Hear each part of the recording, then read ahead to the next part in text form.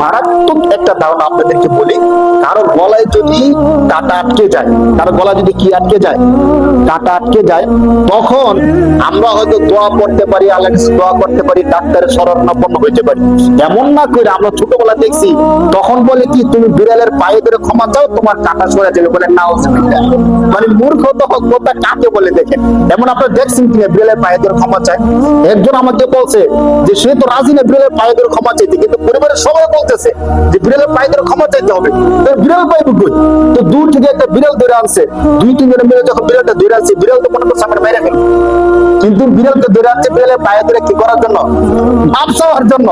এখন বিড়ালকে তখন দুই দিন ধরে রাখছে, আর সে বিড়ালের পায়ে ধরছে মাপ চাইবে, বিড়াল আশ্রয়া তার হাতের যে চামড়া আছে চামড়াগুলো খসাই দিচ্ছে, চামড়া খসে যাক, এরপর বিড়ালের কাছে কি চাইতে হবে?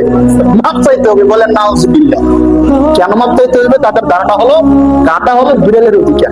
কাটা কার অধিকার?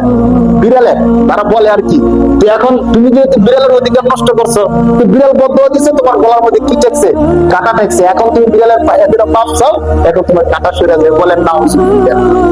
এই ধারণা আমাদের সমাজের মধ্যে বা আঞ্চলিক এলাকার মধ্যে ব্যাপকভাবে বর্তমান আছে। কাটা গলার মধ্যে বেঁধে বিড়ালের পায়ে পরে কি চাওয়া, ক্ষমা চাওয়া, আমরা এই কাজটা কখনোই করবো না। এটা সম্পূর্ণ একটা ভ্রান্ত এবং একটা কুসংস্কার।